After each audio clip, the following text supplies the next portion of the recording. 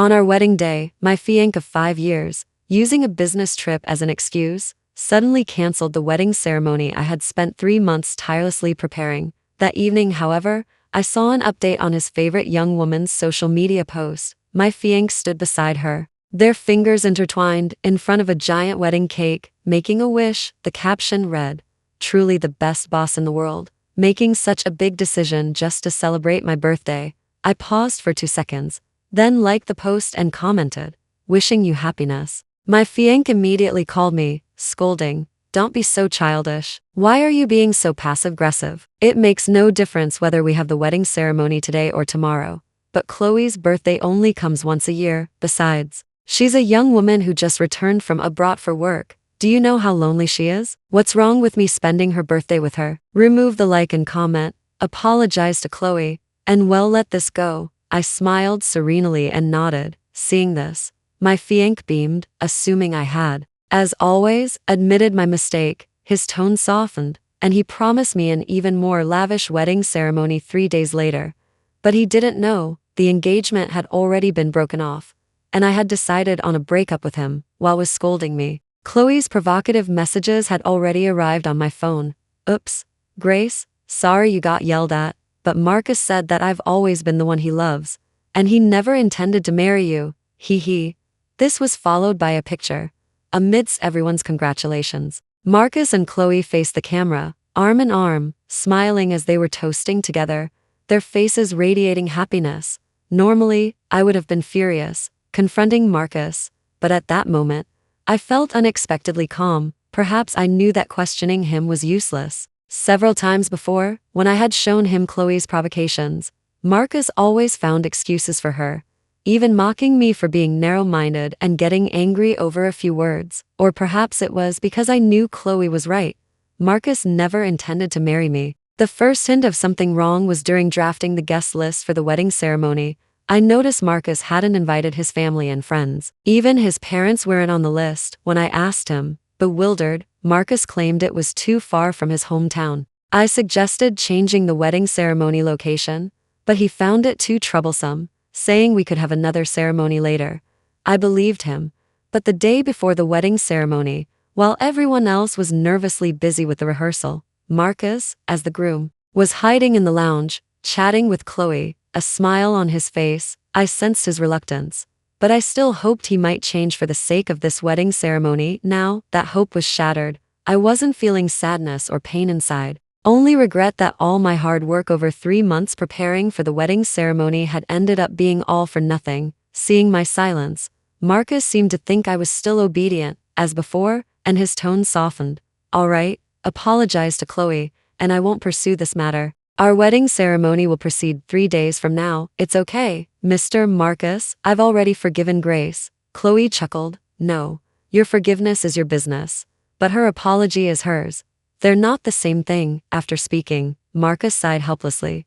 "You're so kind. You'll be easily taken advantage of later." His tone was so gentle, as if he were a completely different person from the Marcus who had just yelled at me.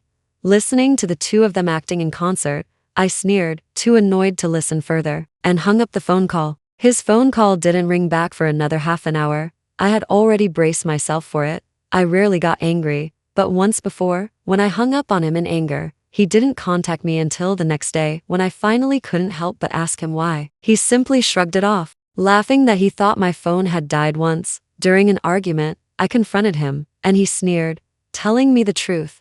"You can't control your emotions and get angry. Why should I be the one to comfort you?" At that moment, I felt as if a bucket of ice water had been poured over me, the chill seeping into my bones. He claimed he didn't like to comfort people, yet when Chloe got angry and hung up on him, he would call her back a dozen times. If she still didn't answer, he would even go to Chloe's apartment late at night to ensure her safety. Even when Chloe angrily locked him out, he could still smile and coax her. He knew perfectly well how easy I was to appease. Whenever he made me angry, a single comforting word from him would soothe my deepest hurt, and he also knew full well how terrible Chloe's temper was. When he suffered from severe depression, I stayed by his side, doing everything I could to help him recover. In the end, it was he who, with tear-filled eyes, told me he loved me, openly confessed his feelings, and said he wanted to spend his life with me. I thought we would make it to the end, but I never expected that after Chloe appeared, I would lose everything. He said he would never forgive Chloe, yet the moment Chloe returned from abroad, he used work as an excuse to pick her up from the airport. He said he just wanted to fulfill past regrets, but for a period afterward, he frequently met Chloe for dinner and movies once. He even traveled to Chloe's hometown to visit her parents and posted a vague social media post. He claimed he had a clear conscience. But that social media post was specifically blocked from me. If one of my friends hadn't seen it, I would probably never have known. We had the fiercest argument of our entire relationship. In the end, I was going to break up with him to let him be happy. But to my surprise, he suddenly proposed to me. He knelt on one knee, his words sincere. The flickering candlelight was dazzling. Ultimately, I couldn't bring myself to give up 5 years of our relationship and chose to give him one last chance. Now, I was utterly disappointed in him. Opening my phone, I saw friends in our group chat asking when I would reschedule the wedding ceremony. It's not happening. The wedding ceremony is canceled. After a long deliberation, I sent the message, apologized to everyone, and prepared to return the cash gifts for the wedding one by one. However, when I entered my password, my debit card suddenly displayed insufficient balance. Yet, yesterday, 1 million had been deposited into this card, money I had prepared in advance as backup for the wedding ceremony, and also her personal funds set aside for the wedding I intended to give to Marcus. I quickly understood where the money had gone.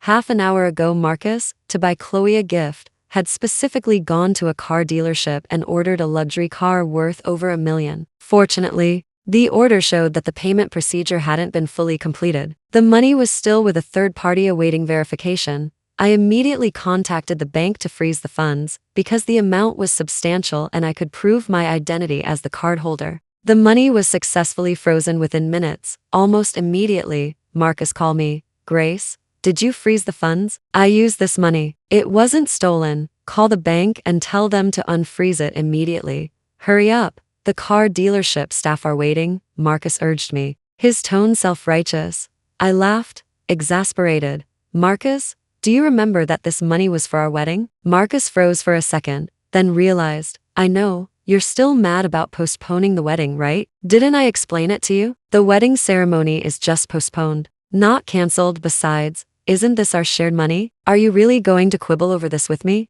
I had indeed told him he could freely use that money, but I never imagined he would spend it entirely on another woman. I was about to tell him that the wedding ceremony had been canceled when a woman's voice chimed in from the side. "It's fine, Mr. Marcus. Don't get angry with Grace because of me. Since mine's, then let's forget it. We won't get this car for now anyway. The deposit we just paid wasn't much." "How can that be? You paid over 20,000 for the deposit." Marcus's voice was full of concern. Then he softened his tone and said to me, "Grace, just consider this money a loan from you. I'll pay you back later, okay?" A loan? I couldn't help but sneer. Over the years, after Marcus heard Chloe was struggling abroad, he sporadically sent her money, often tens of thousands at a time. Initially, he used his own money, but later, as Chloe asked for more and more, Marcus realized his money wasn't enough, so he used my debit card. When I found out, he claimed he had borrowed it from me. Later, I discovered he had gradually borrowed over $1 million. Yet he never mentioned paying it back, until I changed the card's password. At this thought, an idea formed in my mind. I didn't answer him, but instead retorted, "Marcus, 3 months ago, you were so eager to get married. Was it for this money?" Marcus hesitated for half a second. "How could it be?" "Grace, you're overthinking." But after 5 years together, his evasive tone allowed me to immediately see through him. He was lying to me. Perhaps too many unexpected events had occurred, and the overwhelming, continuous stimuli had surprisingly calmed me down. It was then that I belatedly realized that over the past few months, he hadn't cared at all about the wedding ceremony process or customs. Yet he had discussed with me countless times how much her personal funds set aside for the wedding I would bring. I scoffed, saying nothing. Seeing my silence, Marcus evidently realized I didn't believe him. He became exasperated, adopting a nothing left to lose attitude. "All right, I admit it was for the money, but it's because Chloe's brother opened a company in China, and it's reached the seeking investment stage. They urgently need money, and she promised that once the company becomes profitable, she'll pay us back double." I asked him, "Seeking investment and short on cash? yet they still need to buy $1 million car. Marcus replied without thinking. A car is like the company's face. Only a good car can make partners trust them and make those bosses feel confident investing in her brother. It was clearly a high-sounding lie, but anything Chloe said, he believed implicitly, and he would even suspect I was jealous and deliberately slandering Chloe. Since that was the case, I didn't bother to explain further. I said calmly, the money is in my hands. I don't intend to lend it. If she wants it, she needs to find a way herself. Before I could finish, Marcus exploded. It's just a bit of money, Grace. Why are you so stingy? Your annual salary is so high. Wouldn't it be good to take a portion out as an investment? Or do you not trust me? In your heart, am I really less important than money? This was his trump card whenever he couldn't win an argument with me acting unreasonably. But this time, I didn't argue or emphasize his importance to me. I just nodded. Yes, to me, you are indeed less important than money. As if he hadn't expected me to say that, Marcus was stunned for a moment. I ignored him and simply hung up the phone call. Marcus, uncharacteristically, called back.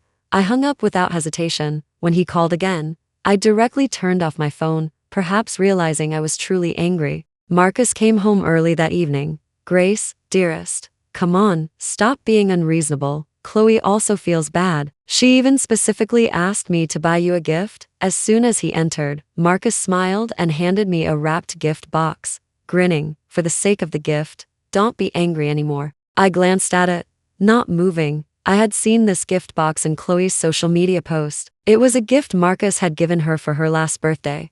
Seeing I didn't move, Marcus took the initiative to unwrap it. When I saw what was inside, I realized I had guessed wrong. The item inside had been replaced with the cheapest gift Marcus had ever given. A $200 lipstick, on which I could vaguely see traces of use. It was something Chloe had used and discarded. Instead of a gift, it was more like he was asking me to recycle her trash. Others might offer a sweet treat after a scolding, but he was hitting me with a stick and then giving me a rotten date. I was so disheartened at that moment that I didn't even have the energy to expose him. Marcus, however, thought I was falling for his trick as usual, and said gently, Grace, Chloe is really in trouble right now, and she needs our help. I know you don't feel comfortable giving her money, so could you lend her this apartment as collateral? So he still wanted to make demands using that rotten date. No way, I said. Why? Marcus asked. Feigning ignorance, finally, he said with conviction, you just have a prejudice against Chloe. I did have a prejudice, but why hadn't he considered that my prejudice against Chloe all these years stemmed entirely from him? It was ironic. I had been so focused on pulling him out of the mire and walking towards the future with him. Yet in the blink of an eye, he wanted to team up with Chloe, who had betrayed him, to drag me back in. Before I could speak, Marcus said again, can't you do it for my sake? I'm your future husband. If you don't trust her, do you not trust me either? He specifically emphasized the words future husband. At the same time, he hugged me from behind, rubbing his face gently against my neck. He rarely initiated physical affection with me, so in the past, whenever he did, my heart would soften, and I would give in and agree to all his requests. But now, realizing he wasn't doing it out of love, but to help another woman achieve her goal, I felt nothing but disgust. I pushed him away without hesitation. Perhaps not expecting me to resort to physical action, Marcus stumbled back 2 steps, then completely lost his temper. He pointed at me, his thin lips trembling with anger. Fine, Grace, you'll see. Marcus slammed the door shut, making the wall vibrate violently. I soon understood what Marcus meant by you'll see.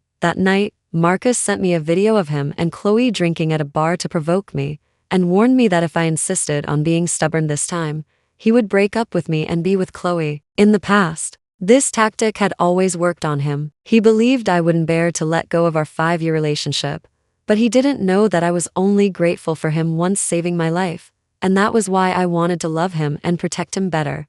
Now that he was actively asking for trouble, what could I do? I pretended not to see it and went to a real estate agency first thing the next morning, planning to sell my apartment and move back to my hometown. I had given up a high-paying job in my hometown and moved to this city for Marcus. Now that we were having a breakup, there was no longer any need for me to stay here. Fortunately, Marcus and I weren't married yet. I had paid for the apartment in full, and it was in my name, so selling it didn't require Marcus's consent. After giving the agent the asking price, I was about to fill out the property information when a familiar voice said, "Oh, Grace, why are you following us here?" I turned around and saw Chloe, looking smug, sitting not far away, intimately leaning against Marcus. Seeing me, Marcus's face flickered with panic for a moment, and he instinctively stood up, putting some distance between himself and Chloe. However, he quickly regained his composure, and the familiar air of superiority returned to his gaze. "What are you doing here? Get out. I don't want to see you," he said, his voice cold. Chloe glanced at the papers in my hand and chuckled. "Mr. Marcus, don't be angry. Grace is still holding the apartment sale commission form, so she must be trying to raise money to apologize to you." With that one sentence, Marcus's anger vanished without a trace. He stood up and scoffed. "Apologizing now? Where were you before? Don't think I'll forgive you so easily." Despite his words, he walked over to me, took the apartment sale commission form I had just filled out, his body movements betraying his words. I realized he had misunderstood just as I was about to explain. Marcus's face darkened. "Grace, why is the selling price of the apartment so low? Don't you know the local property values?" I nodded. "I do. But I didn't want to stay here long and just wanted to sell the apartment quickly, so I had deliberately set the price much lower." However, without waiting for me to explain, Marcus scolded first. "If you know, why did you list it so low? Did you make a mistake? When will you stop being so careless?" "Never mind, give me the pen, I'll change it for you." As reached for the pen, Chloe stopped him. "Mr. Marcus, I think Grace probably deliberately listed the price so low. Don't you remember? We urgently need money right now." Marcus suddenly understood. A hint of apology entered his gaze, but he still said coldly, "Considering your good intentions, I'll forgive you. Fortunately, the office Chloe and I just saw isn't very expensive. This apartment can cover 5 years of rent, and there'll still be enough left over for us to rent a decent apartment." "Mr. Marcus, that's not right," Chloe said, feigning annoyance. "You and Grace are lending us money. How can we let you rent an apartment?" "Don't worry. I'll take care of the place for you and Grace to live." Marcus looked at her with admiration. It was as if he had completely forgotten his intention to use my apartment for Chloe. He then lectured me. "Grace, when will you learn from Chloe and be more sensible? And just transfer the money from the apartment sale directly to Chloe's debit card. It'll save on transfer fees." As spoke, he skillfully filled in Chloe's debit card number in the bank account information section of the commission form. After completing the details, he handed the form to me. I didn't move. "What are you still standing there for?" Marcus said, displeased. "Sign it. Is asking me to sign an IOU?" Chloe chuckled. "Otherwise I'll sign one." "No need to sign." Marcus immediately stopped her. "What kind of relationship do we have? How can I let a young woman like you sign an IOU?" "Don't worry. I trust you." "Mr. Marcus trusts me, but Grace might not." Chloe said, "Grace is marrying me soon, so if I trust you, doesn't that mean she trusts you too?" Marcus said with a smile, handing over the newly signed commission form with Chloe's debit card number written on it. This time, I took it. A flicker of triumph crossed Chloe's eyes. She sneered. "Mr. Marcus, Grace truly loves you." Marcus, however, seemed oblivious to her sarcasm. He raised his chin and draped his arm over my shoulder. "Of course, just think about our relationship." Before could finish, to his astonishment, I raised my hand and tore the commission form in half. "There's no relationship anymore, Marcus. We've had a breakup." "Breakup? What do you mean by that?" Marcus stood frozen in place, looking at me with a bewildered expression. I calmly explained to him. "Breakup means there's no longer any boyfriend-girlfriend relationship between you and me. Regarding my personal interests and assets, such as this apartment, you have no right to interfere. In fact, if I insist, I can even reclaim all the money you took from me without my consent." "Enough, Grace. I'm not joking with you." Before I could finish, Marcus interrupted me. A hint of impatience in his expression. Clearly, he didn't believe I was serious about the breakup. It was true. Marcus had done worse things before. When I was critically ill in the hospital and desperately needed money, he sent the money to Chloe to buy her designer bags, causing me to be discharged from the hospital. Even then, I didn't suggest a breakup. Instead, I patiently comforted him. And after he calmed down, I dragged my sick body out to borrow money myself. He knew deep down, to me, he was more important than money. But he didn't know that love was also important. More important than him. He once loved me, which was why I repeatedly allowed him to wear me down. Now that his love had shifted to another woman, I would no longer deceive myself. "I'm not joking either," I replied calmly. Since you like Chloe, I'll let you to be together. Are you misunderstanding something? Chloe and I are just friends, Marcus said, anxiously trying to explain, as he always did. Friends? I chuckled lightly, glanced at him standing beside Chloe, then looked at my solitary figure standing opposite them. Before I could expose him, the staff member who had been assisting them returned and said naturally, Mr. Marcus, how about it? What have you and your girlfriend decided? Marcus seemed to finally react. His face suddenly turning pale, he hastily said, She's not my girlfriend. The staff member was momentarily stunned, then realized, Oh, you're married, right? Mrs. Ning, please persuade Mr. Marcus. This apartment is really great. Halfway through his sentence, he noticed the atmosphere was a bit off. Following the gaze of the two displeased individuals, he saw me not far away. Only then did he belatedly realize something and quickly found an excuse to leave. Grace, I can explain to you. Marcus walked towards me, his face deathly pale. I took 2 steps back, raising my hand to keep him at a distance of 2 meters from me, and smiled. What good would an explanation do? Your unconscious closeness has reached a point where even strangers would assume you're a couple. Are you going to explain to everyone you meet that I'm your real girlfriend from now on? Marcus's words caught in his throat. He nervously pursed his lips. It's not that serious, Grace, Chloe said, trying to persuade me. Mr. Marcus was just trying to bargain for me, so I used that excuse for his identity. It's not what you think between us. Don't misunderstand Mr. Marcus because of me. Besides, you two have been together for 5 years already, and you're about to get married. At the mention of marriage, Marcus's eyes lit up. That's right, Grace. Tomorrow is our wedding ceremony. If you're unhappy about this apartment, then I don't want it.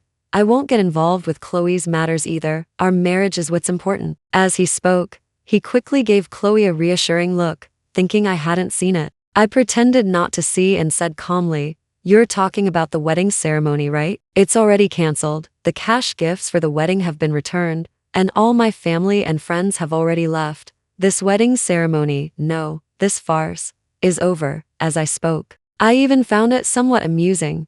I hadn't kept the cancellation of the wedding ceremony a secret. If had cared, he could have found out from anyone. The fact that he still didn't know demonstrated how little he cared about the matter. Indeed, Marcus's face became even more panicked. Cancelled? How could you cancel it? Are you trying to scare me? As he spoke, he pulled out his phone, seemingly to verify, but as soon as he opened his social media app, his fingers froze. I glanced over and saw that the wedding planning company staff had already notified him 3 days ago. I was too busy. I didn't notice. Marcus continued to argue. This time, I exposed him without mercy. Too busy to deal with other people's messages. So you could only handle Chloe's matters? His page showed 99 plus messages. Apart from Chloe's pinned chat box, which was clean and showed messages sent 2 hours ago, all other chat boxes had a small red dot in the top right corner.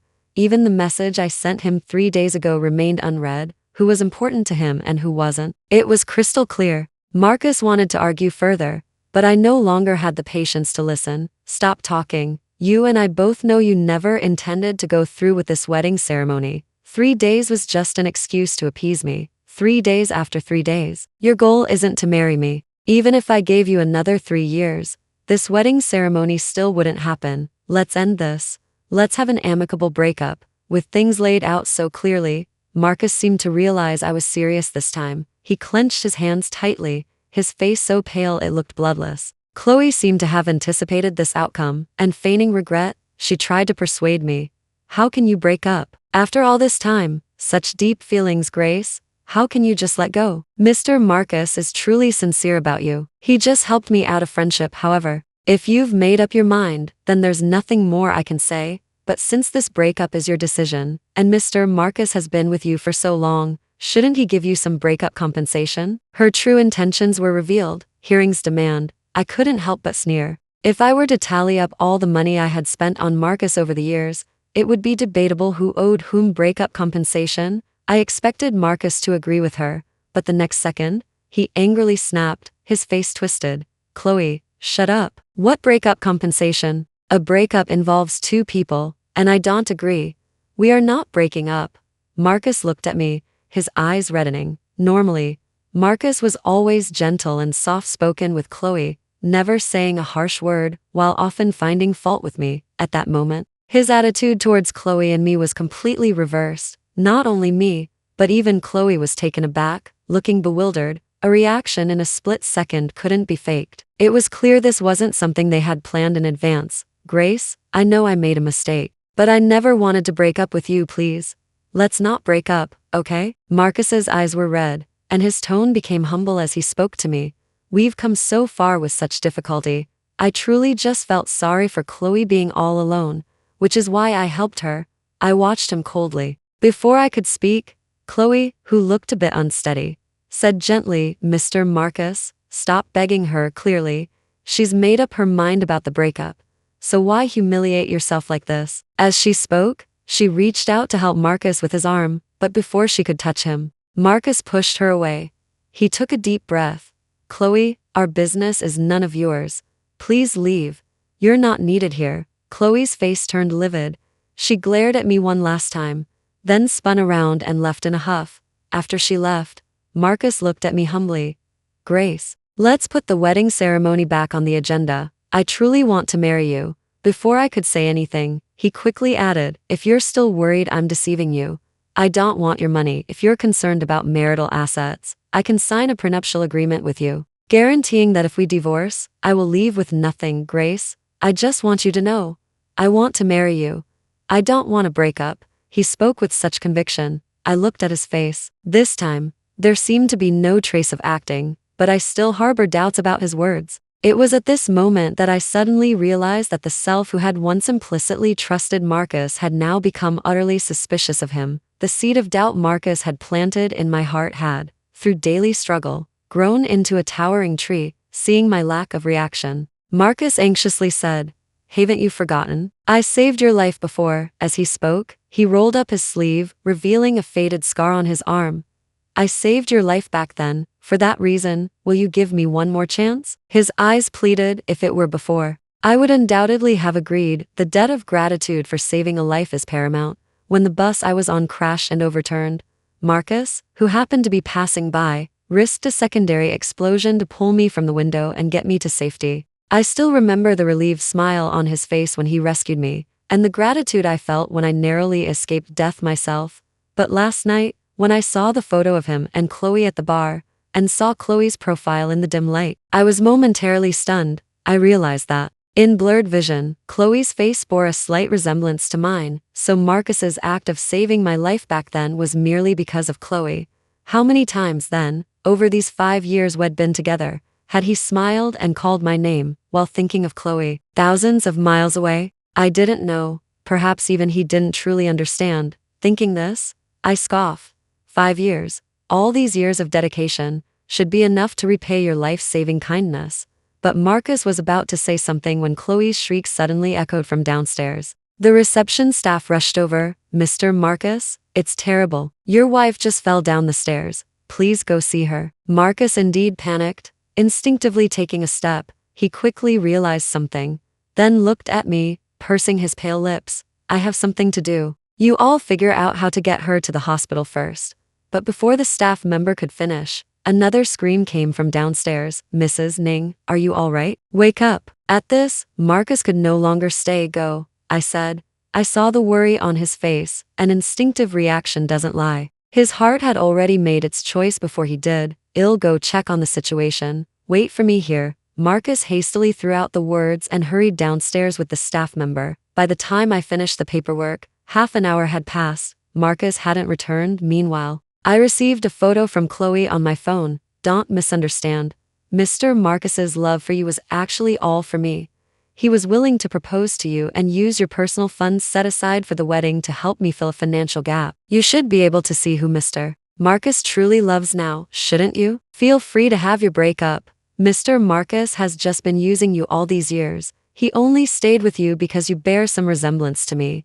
But he has always loved me. Finally, she included a photo of Marcus, his face etched with worry, gently pressing on her legs. When facing someone truly loved and worried about, their eyes don't lie.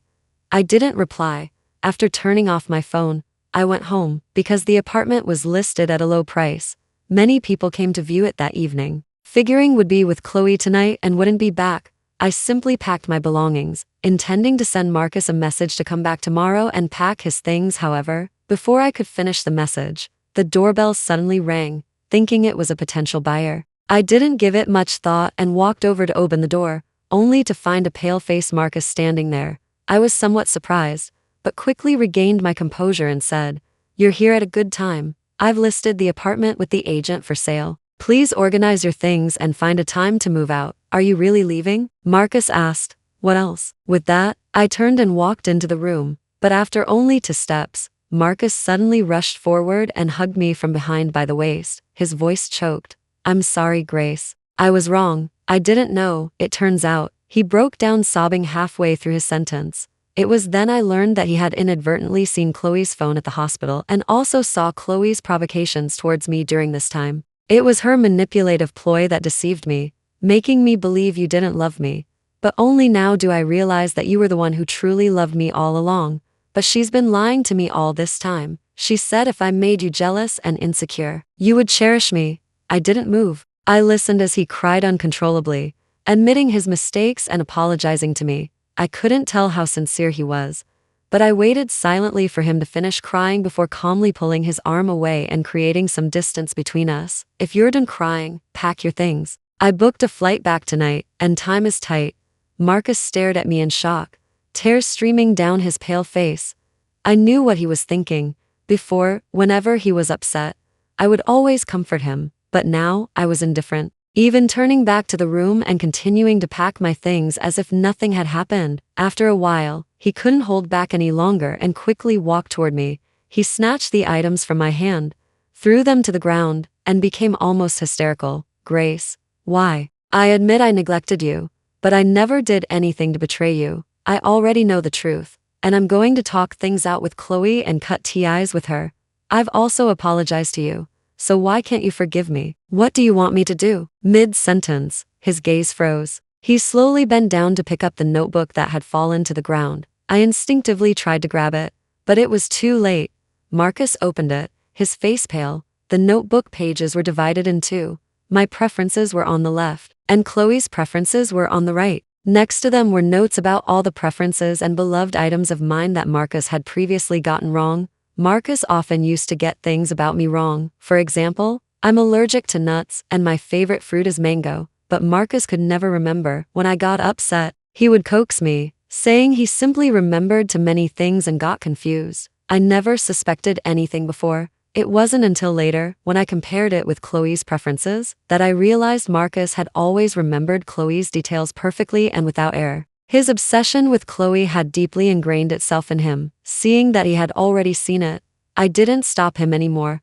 I said calmly, "For years, I constantly tried to persuade myself to give you chances, doing everything I could to win your heart back. But later I realized it was useless. Chloe had become your obsession. As long as you live, you'll never be able to replace her in your heart. Do you remember? When you two broke up back then, she already deceived you once. She took all your money at that time." Before could answer, I said, "You wouldn't remember. I only found out about it later. You never told me because you loved her. So you were willing to give her everything. Your anger was because she abandoned you, not because she stole your money.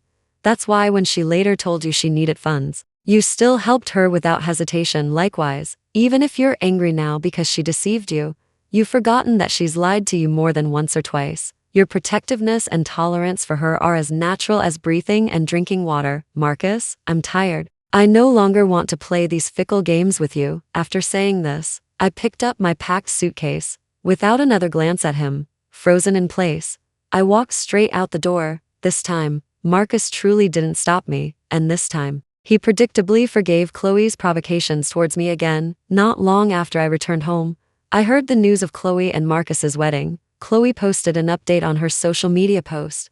"Only by letting go of the wrong person can you find the truly right one." Marcus liked her post, and as if to deliberately provoke me, he sent me a wedding invitation. He thanked me, saying my words that day had given him an epiphany. He claimed he had now found his happiness and wished for me to move on soon, hoping I would sincerely bless him. Outwardly, it was thanks, but reading it, I couldn't shake the feeling that he was trying to spite me.